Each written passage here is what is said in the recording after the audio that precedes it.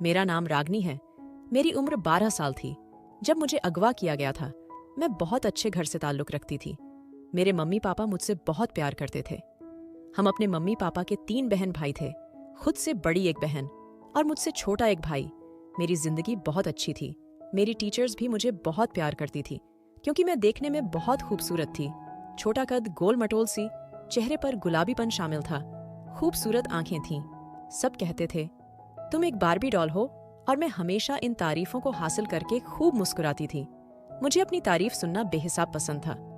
आज सुबह से ही मेरा दिल बहुत अजीब हो रहा था, इसीलिए मैंने मम्मी से मना कर दिया था कि मैं स्कूल नहीं जाना चाहती। मेरा बिल्कुल भी दिल नहीं कर रहा है। लेकिन मेरी मम्मी ने मेरी एक नहीं सुनी थी। वो मेरे सर पर चपत लगाते हुए बोली, ठीक, खबरदार, जो तुमने आज बहाना किया मैं तुम्हें बहुत मारूंगी। जल्दी से तैयार हो जाओ, तुम्हारे पापा तुम लोगों को स्कूल छोड़कर आएंगे। जल्दी जल्दी करो। वो ये बोलकर कमरे से चली गई थी, जबकि मेरी दीदी और मेरा छोटा भाई फौरन तैयार होने के लिए खड़े हो चुके थे। लेकिन आज बिल्कुल भी मेरा दिल स्कूल जाने के लिए नहीं कर रहा था, वरना मैं बहुत अच्छी स्टूडेंट थी। हमेशा वक्त पर जाती थी और अपना काम भी वक्त पर करती थी। लेकिन आज मुझे बहुत घबराहट हो रही थी। ऐसा लग रहा था जैसे कुछ होने वाला है। लेकिन मेरी मम्मी मेरी बात सुनने के लिए तैयार ही नहीं थी। मैं भी खड़ी हो गई थी। स्कूल तो जाना जरूरी था। आज मेरा टेस्ट भी था। अगर मैं वो टेस्ट न देती तो मेरी एग्जाम अच्छी नहीं जाती। इसीलिए मैं फौरन खड़ी हो गई थी और बाथरूम की तरफ बढ़ गई थी। यूनिफॉर्म मम्मी पहले ही वॉशरूम में मेरा लटका चुकी थी। वॉशरूम आकर मैंने शावर लिया था और कपड़े बदलकर मैं बाहर आ गई थी। मैं स्कूल यूनिफॉर्म में भी बहुत प्यारी लगती थी। मैंने 2 पोनी बनाई थी और जल्दी जल्दी तैयार होकर बाहर आ गई थी। बैग पहले ही तैयार था जो मम्मी के पास मौजूद था। हम तीनों बहन भाई ने मम्मी के हाथ से नाश्ता किया था। मैं अपनी मम्मी की बहुत लाडली थी, इसीलिए उनसे चिपक कर बैठी हुई थी। मैं उनके गले में अपनी बाहें डालकर बोली थी, मम्मी, आज मेरा बिल्कुल भी दिल नहीं चाह रहा है। पता नहीं क्यों बहुत अजीब महसूस हो रहा है। आज मैं छुट्टी कर लेती हूँ, फिर कभी चली जाऊंगी।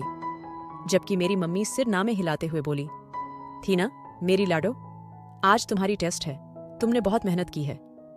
अगर आज की टेस्ट में पास नहीं होंगी तो फाइनल एग्जाम कैसे दोगी? उनकी बात भी बिल्कुल ठीक थी, इसीलिए मैं चुप हो गई थी।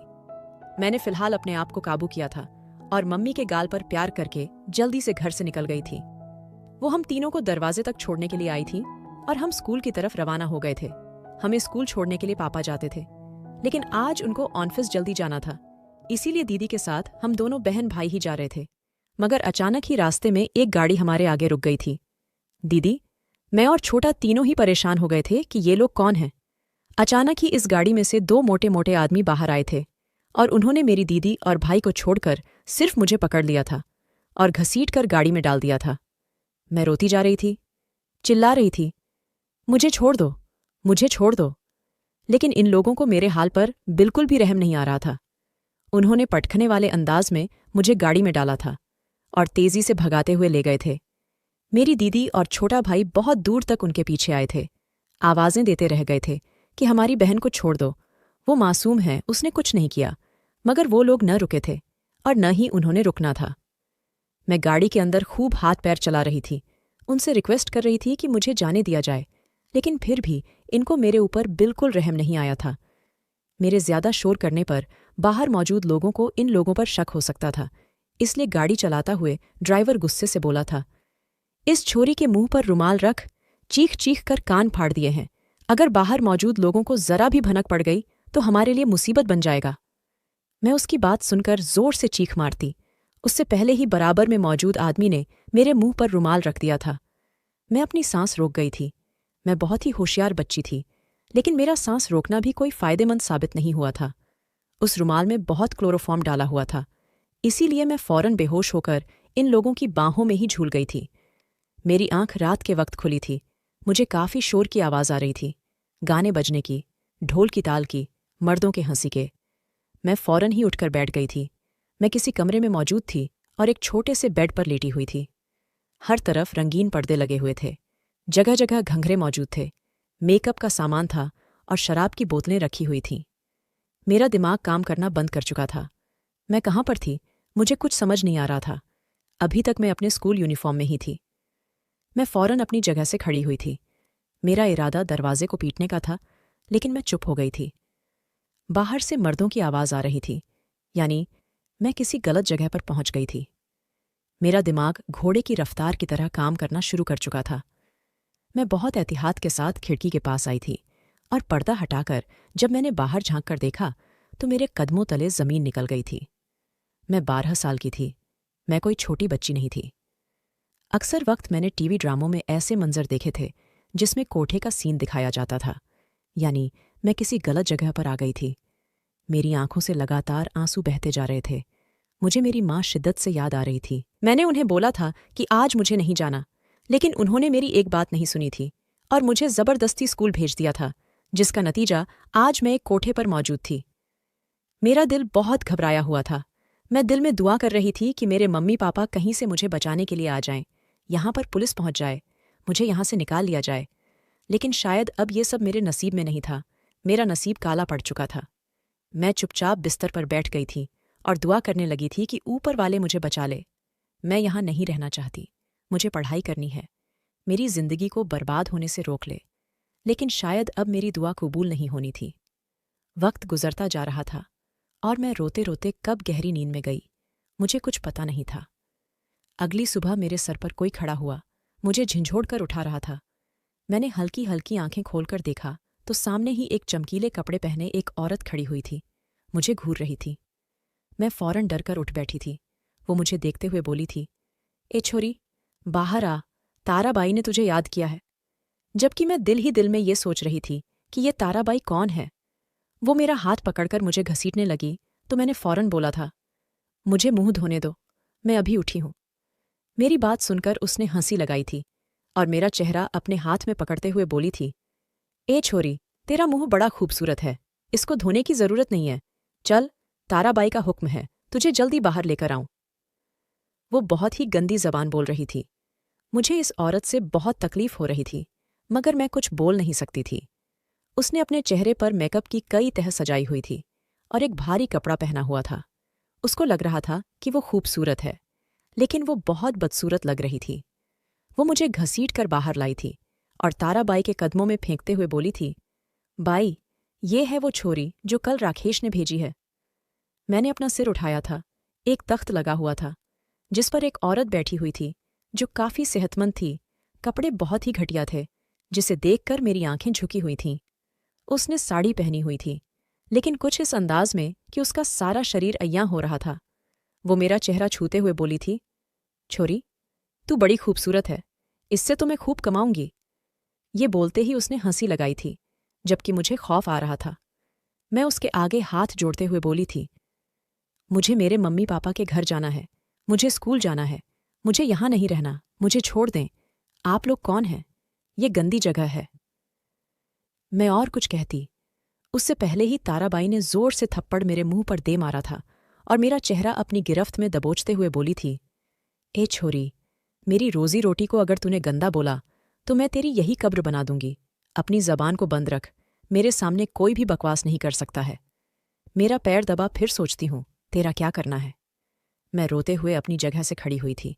उनके हाथ की उंगलियां मेरे गाल पर छप गई थीं। मेरी आंखों से आंसू बह रहे थे, लेकिन मैं बहुत बेबस थी। इन लोगों के ही रहम और करम पर थी। मैं चुपचाप उनके पैर दबाने लगी थी, जबकि ताराबाई मुझे ही देख रही थी। मेरी आंखों से टप टप आंसू गिर रहे थे। थोड़ी देर बाद ताराबाई ने एक जोर की लात मुझे मारी थी और गुस्से से चिल्लाते हुए बोली थी, ऐसा भी मैंने तेरे साथ क्या कर दिया जो तू इतने आंसू बहा रही है? खामोश हो जा। ए चमेली, जरा इसके लिए नाश्ता बना। मैंने इसके बारे में सोच लिया है कि मुझे क्या करना है। ताराबाई के बराबर में ही एक खूबसूरत लड़की खड़ी हुई थी। उसने भी एक बहुत ही चमकीला कपड़ा पहना हुआ था। तकरीबन यहाँ मौजूद हर आदमी खूबसूरत तर्ज के कपड़ों में मौजूद था, लेकिन मुझे ऐसे कपड़ों से घिन आ रही थी। चमेली फौरन ही ताराबाई के हुक्म पर किचन में चली गई थी। मैं जमीन पर ही बैठी बहुत उदास थी। मैंने अपने आंसुओं पर काबू पा लिया था, क्योंकि अक्सर मेरी दादी माँ कहती थी, जो लोग रोते हैं वो बज़दल कहलाते हैं, और ये दुनिया इतनी जालिम है कि रोने वाले इंसान को और ज्यादा रुलाती है। इसलिए कभी भी किसी के सामने रोकर अपनी कमजोरी को जाहिर नहीं करना। मैं अपने आप को काबू कर चुकी थी, लेकिन कुर्सी पर बैठी औरत मुझसे ज्यादा तजुर्बेकार और होशियार थी। थोड़ी देर बाद खाना मेरे सामने रख दिया गया था। मैं ताराबाई की तरफ देखते हुए धीमी आवाज में बोली थी। ताराबाई, मैंने मुंह नहीं धोया, ब्रश नहीं किया, मैं बाथरूम चली जाऊं। ताराबाई मेरी बात पर जोर से हंसी थी और सिर हाँ में हिलाते हुए बोली थी, ऐ चमेली, छोरी को ले जाकर उसका नाजुकपन जरा दूर कर। जबकि मैं हैरान थी कि ये किस तरह की बातें कर रही हैं, जबकि चमेली के होंठों पर मुस्कान आ गई थी और वो मेरा हाथ पकड़ने लगी थी। मैं फौरन ही अपना हाथ पीछे कर चुकी थी और ताराबाई की तरफ देखते हुए बोली थी, जैसा आप बोलेंगी वैसा ही होगा, मैं ऐसे ही ये नाश्ता कर लूंगी। ताराबाई मेरी बात पर जोर से हंसी थी और सिर हिलाकर सीधी होकर बैठ गई थी। अब वो चमेली की तरफ मुड़ गई थी। उससे न जाने कौन कौन सी बातें पूछ रही थीं जो मुझे बिल्कुल भी समझ नहीं आ रही थीं। वो लोग मेरे लिए नाश्ते में एक पराठा और चाय लाए थे। नाश्ता कर लेने के बाद मैं वो सामान उठाकर किचन की तरफ जाती। उससे पहले ही ताराबाई ने मेरा हाथ पकड़ लिया था और चमेली को आवाज देते हुए वो सामान उठाने की ताकीद की थी और मुझे अपने बराबर में बिठाते हुए बोली थी, तू बालिग नहीं हुई, वरना तुझे अभी कोठे पर बिठाकर अपना कोठा चमका लेती, लेकिन तू भविष्य की बड़ी तगड़ी पार्टी है, इसीलिए मैं तुझे 18 साल तक कुछ नहीं होने दूंगी। तू मेरे साथ रहेगी, मेरी छत्रछाया में, लेकिन अगर तूने कभी भी होशियारी करने की कोशिश की या मेरी इजाजत के बिना इस कोठे से भागी तो याद रखना, मैं तेरी चमड़ी उधेड़ दूंगी। तेरा नाम आज से गुलबानो है। मैं बेखौफ बोली थी, मेरा नाम रागनी है, आप मुझे गलत नाम क्यों दे रही हैं? आपने मुझसे मेरे बारे में कुछ भी नहीं पूछा। ताराबाई ने एक निगाह मेरे अस्तित्व पर डाली थी और मेरा जबड़ा पकड़ते हुए बोली थी, मेरे हुक्म को तूने नहीं सुना तो मैं तुम्हें मार दूंगी, पर तुम मेरे लिए एक महंगी लड़की हो। और मैं चुप हो गई थी। मैं अपना दिमाग लगा रही थी, लेकिन साथ ही साथ ऊपर वाले से दुआ भी करती थी कि ऐसा वक्त आने से पहले मेरी जिंदगी में कुछ ऐसा हो जाए कि मैं इस कोठे से निकल जाऊं। यहाँ की रहने वाली हर लड़की अपनी जिंदगी से समझौता कर चुकी थी, लेकिन मैं अपनी जिंदगी से समझौता किसी कीमत पर नहीं करना चाहती थी। आज सुबह भी मैं बहुत रोई थी, ऊपर वाले से दुआ मांगी थी कि मुझे यहां से निकाल दो। और कहते हैं ना, कुछ दुआएं आपके लिए इतनी ताकत रखती हैं कि वो झट पूरी हो जाती है। वक्त गुजरता जा रहा था और मैं 18 की हो गई थी।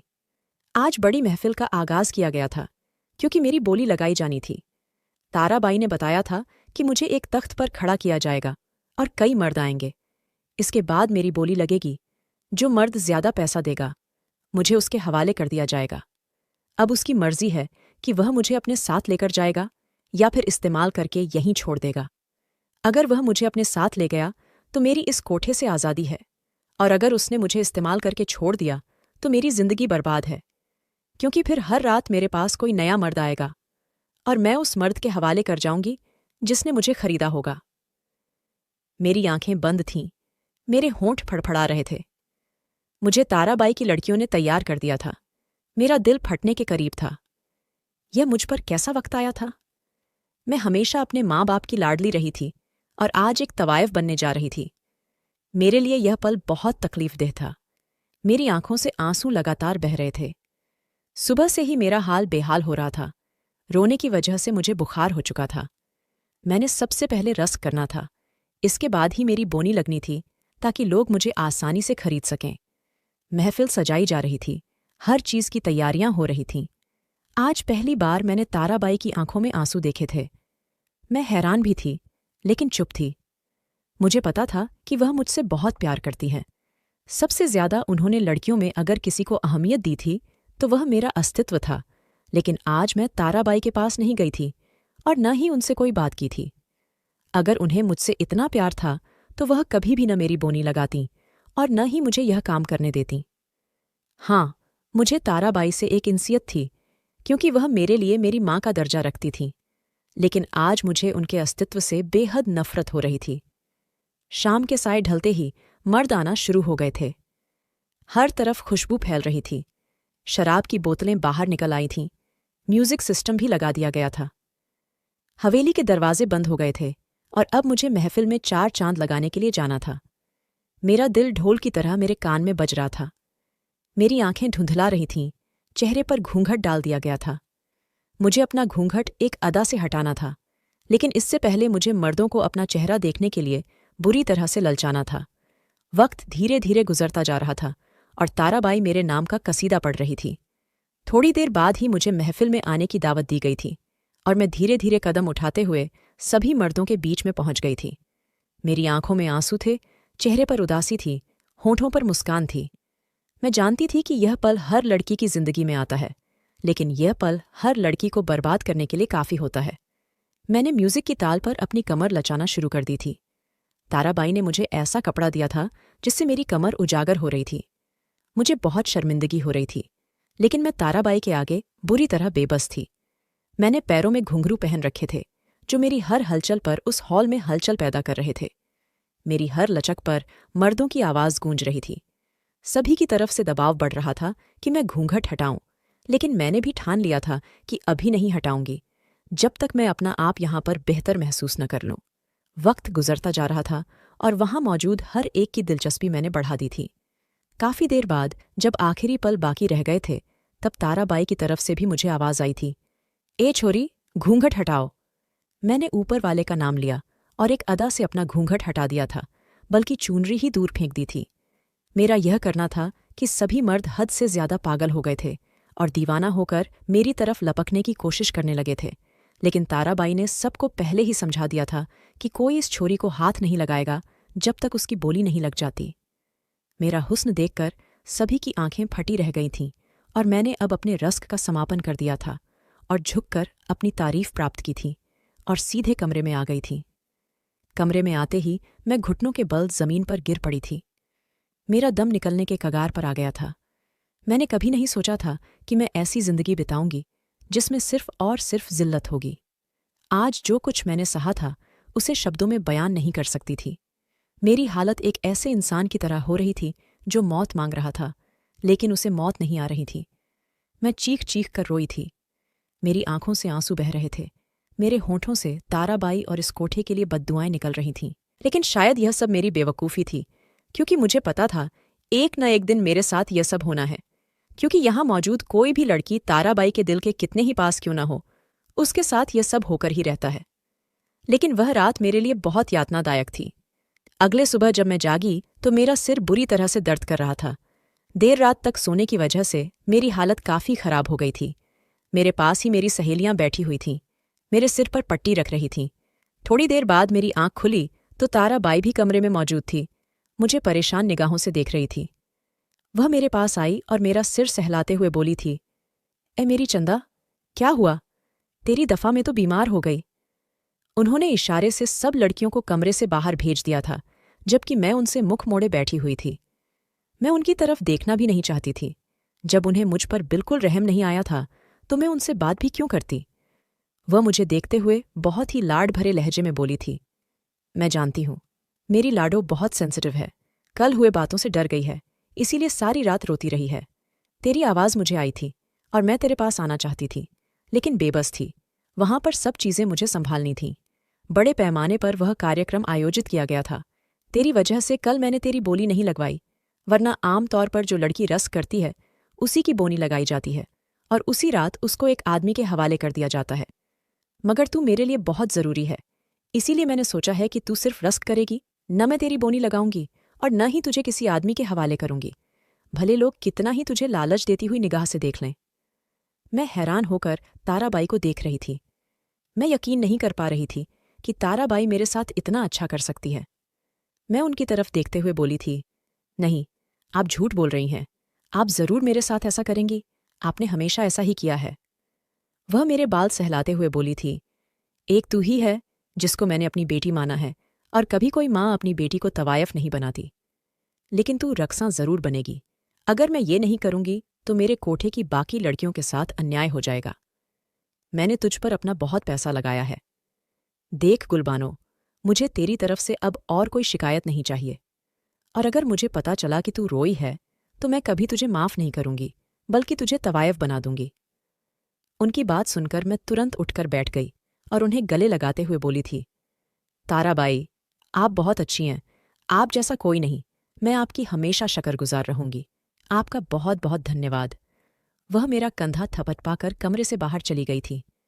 मेरा दिल बाग बाग हो गया था। मुझे यकीन नहीं हो रहा था कि मैं इतनी आसानी से इतनी बड़ी मुश्किल से बाहर निकल आई हूं, लेकिन मुझे ये मालूम नहीं था कि ताराबाई ये तो मेरे लिए कर चुकी है, मगर वह अपनी लालची स्वभाव को कभी नहीं भूल सकती। हाँ, वह मुझसे प्यार करती थीं, यह बात सच है, और मुझे यह भी पता था कि उनकी मोहब्बत में मेरे लिए बिल्कुल भी कोई मिलावट नहीं है। मगर दौलत एक ऐसी चीज़ है जो इंसान को बर्बाद कर देती है, और यही ताराबाई के साथ होने वाला था, और वह मुझे बर्बाद करने वाली थी। वक्त गुजरता जा रहा था और मैं हर रोज़ महफिल सजाकर रस्क करती थी।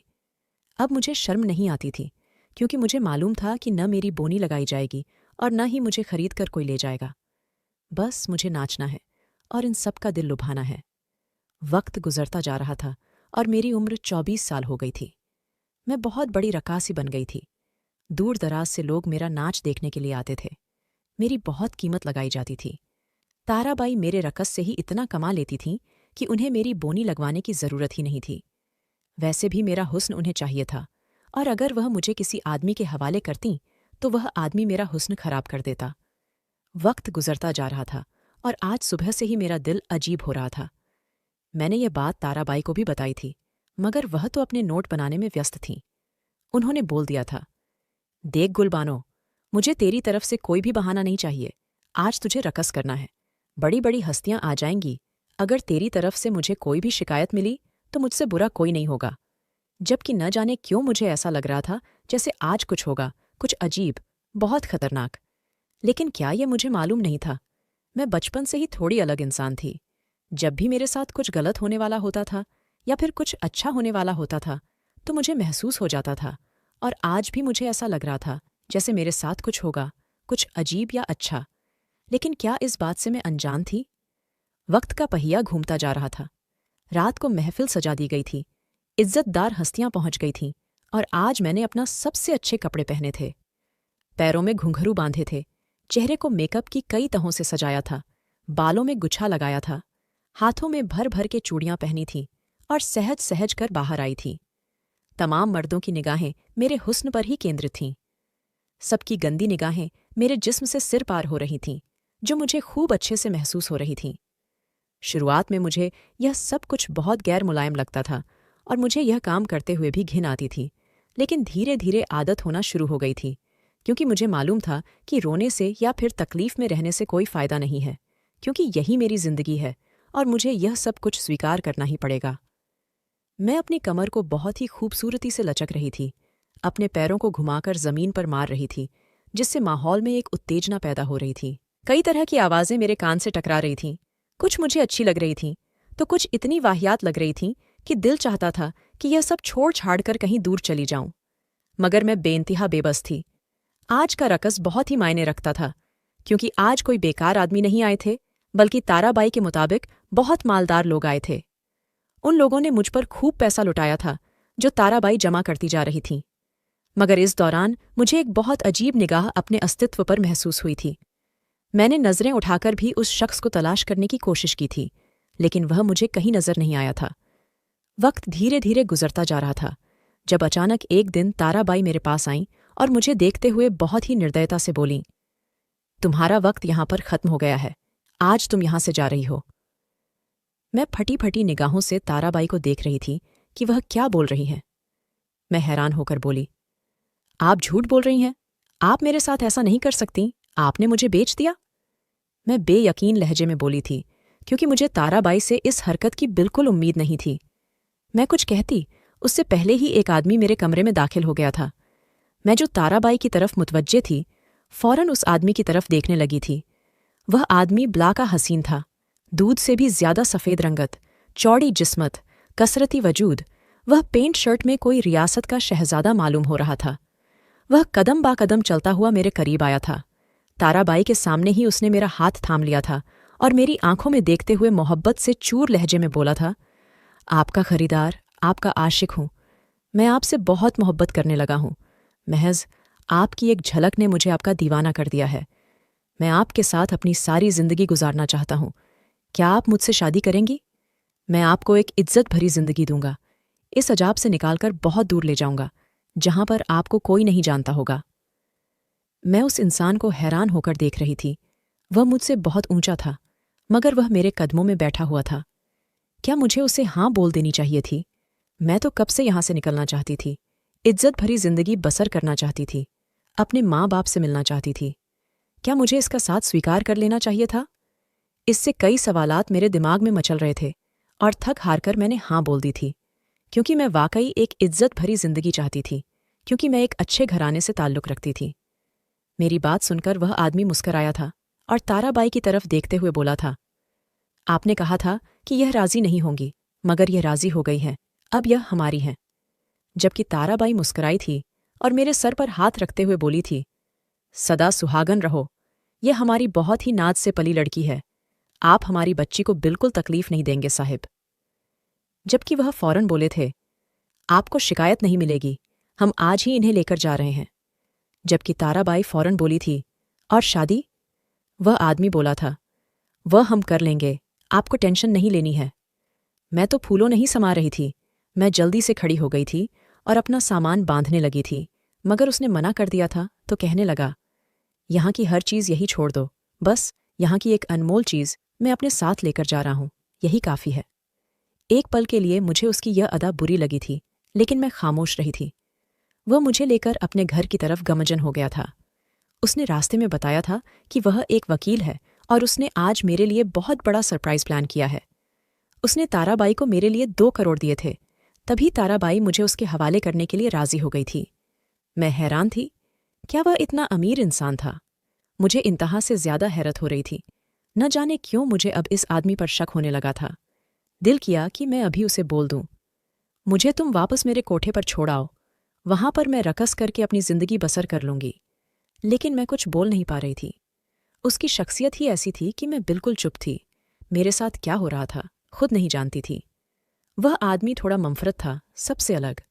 वह मुझे लेकर सीधा अपने घर आ गया था। वह घर नहीं, बल्कि कोई आलीशान महल था। उसने मुझे बहुत एहतियात से अपनी गाड़ी से उतारा था और मेरा हाथ थाम कर उस घर में दाखिल हो गया था। सामने ही काले कोट में कई औरतें खड़ी हुई थीं। एक पल के लिए मैं सहम गई थी और उस आदमी के पीछे हो गई थी। इतनी सारी औरतों को देख न जाने क्यों मुझे खौफ आ रहा था। उसने मेरे घेरे अपना हाथ फैलाया था और मुझे अपने साथ लगाते हुए बोला था, आपको डरना नहीं है, आपके लिए एक बहुत बड़ा सरप्राइज है, इन्हें लेकर जाओ और मैं अभी आता हूं। यह बोलकर उन्होंने मुझे उन औरतों के हवाले कर दिया था, जबकि वह मुझे किसी शहजादी की तरह थाम कर ऊपर की तरफ बढ़ चुकी थी। मेरा दिल बहुत बुरी तरह घबराहट महसूस कर रहा था। मैं दुआ कर रही थी कि मेरे साथ अब कुछ न हो। मैंने अपनी जिंदगी में बहुत कुछ बर्दाश्त कर लिया है, मुझे अब सुकून चाहिए, लेकिन मुझे मालूम ही नहीं था कि मेरा सुकून तो अब खराब होने वाला है। मेरी जिंदगी इस कदर मुश्किल में आने वाली थी। जैसे ही ऊपर वाले कमरे में आई तो सामने का मंजर देखकर चीख पड़ी थी। मेरे रोंगटे खड़े हो गए थे। मुझे यकीन नहीं हो रहा था जो मैं देख रही हूं वह हकीकत पर आधारित है। सामने ही मेरी बहन की तस्वीर लगी हुई थी और उस पर माला चढ़ी हुई थी। इसका मतलब था कि मेरी बहन अब इस दुनिया में नहीं है। यह उसकी बचपन की तस्वीर थी। मैं 12 साल की उम्र में उससे जुदा हुई थी और आज कई साल बाद उसी तस्वीर में देख रही थी जो हमने एक दूसरे की बनाई थी। मैं कुछ कहती उससे पहले ही वह तमाम औरतें बाहर चली गई थीं। मैं जमीन पर बैठी बिलक बिलक कर रो रही थी। मैं तो अपने परिवार से मिलना चाहती थी और यह सब क्या हुआ था? तब अचानक कमरे में वही आदमी दाखिल हुआ था। उसके हाथ में एक छोटा सा बच्चा था। वह मेरे आगे करते हुए बोला था, यह औरत मेरी पत्नी थी, मगर डिलीवरी के वक्त उसका देहांत हो गया और यह हमेशा हमेशा के लिए मुझे अकेला छोड़कर चली गई। मगर यह छोटा सा फूल मेरे हाथ में दे गई। मरने से पहले उसने मुंह से कहा था कि मैं आपसे वादा लेकर इस दुनिया से जा रही हूं। आप मेरी बहन को तलाश करेंगे और उसे एक अच्छी जिंदगी देंगे और मेरे बेटे की परवरिश मेरी बहन करेगी। आप मुझसे वादा करें कि आप मेरी बहन से शादी करेंगे। मैं काफी टाइम से तुम्हें तलाश कर रहा हूं, तुम्हें बहुत ढूंढा, तब कहीं जाकर मुझे पता हुआ था कि तुम इस कोठे पर हो। मुझे काफी अरसा लग गया, पूरे 2 साल। अब मुझे अच्छा लग रहा है कि मैंने तुम्हें तलाश कर लिया। आज मेरी पत्नी की आत्मा भी तुम्हें यहां देखकर खुश हो गई होगी। यह बात सुनकर मैंने उस बच्चे को अपनी गोदी में लिया था और उसको चुमने लगी थी। क्या वक्त इस तरह भी बदल सकता है? मैं हैरत के समंदर में डूब गई थी। मैंने उसी पल उनका हाथ थाम लिया था और वादा किया था कि मैं अपनी बहन की इस ख्वाहिश को लाजमी पूरा करूंगी। उसके बेटे को मैंने अपना बेटा मान लिया था। मेरी बहन के पति का नाम राजवीर था और वह एक बड़े वकील थे। उनकी बहुत पहचान थी, इसी वजह से मैं उन्हें हासिल हो गई थी। उन्होंने उसी दिन मुझसे शादी की थी और हम दोनों ने एक नई जिंदगी का आगाज किया था।